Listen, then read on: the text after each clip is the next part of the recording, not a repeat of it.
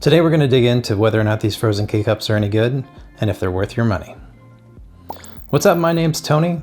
I'm a coffee professional based in the Pacific Northwest.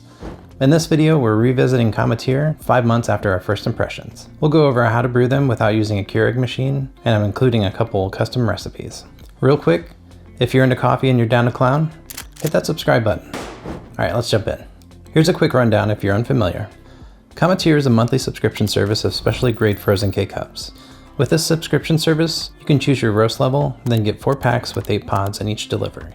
The pods arrive as a frozen concentrate, like a shot of espresso that you can add to water, milk, etc.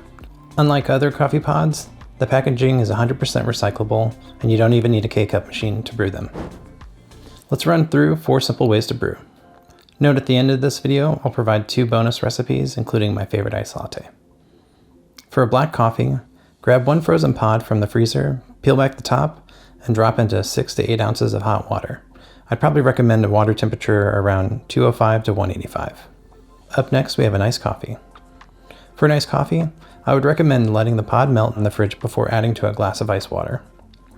Next, we have an iced latte. Similar to the iced coffee, store the pod in the fridge before use. Add 8 ounces of milk and your desired amount of ice. I see you, Michelle Johnson. Last but not least, we have a cappuccino. We're going 3 for 3 on this defrosted pod. I like to preheat my cup to offset the cold concentrate. Warm up some milk in a pan, transfer to a French press, and froth. Transfer the frothed milk to a milk pitcher, and pour.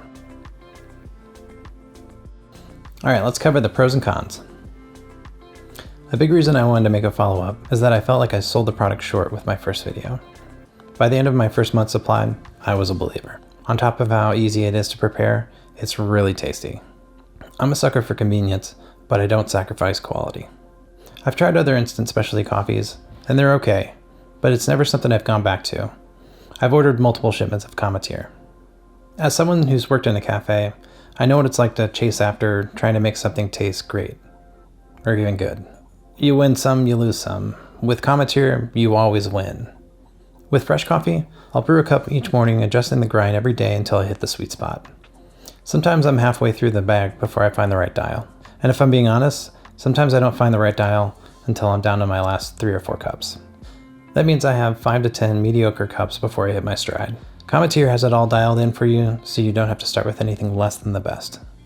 It should be noted that Cometeer is working with some heavy hitters like George Howe and Counterculture. Let's cover the cons. $64. It's $64 for a shipment.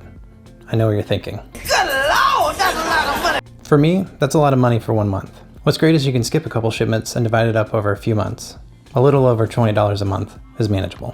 If you break it down, it's only $2 a cup, and that includes shipping. Another con is the limitation of roasters. I'd love to see Cometeer working with Madcap, Kickapoo, Onyx, and Olympia. It would be even more interesting to see them work with international brands like TaylorMade, Tim Wendelboe, 49 Parallel, and Coffee Supreme. Alright, let's jump into those recipes I mentioned earlier. Okay, this is my favorite iced latte.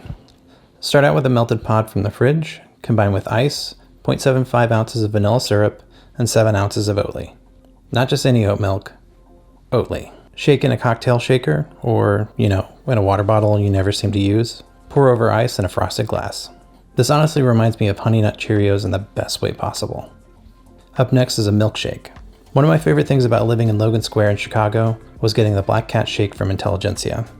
We're going to recreate that using 2 melted pods of Equator Mocha Java. Combined with 4 ounces of milk and 10 ounces of vanilla ice cream, I highly recommend Tillamook if available. Blend it all up and pour into a frosted glass. It's next level good. Is it worth it? Well, I put my name down, flip it, and reverse it, if that's what you're asking. It's good. If you feel like $64 is too much, split it with a friend. Alright, that's all I have for you.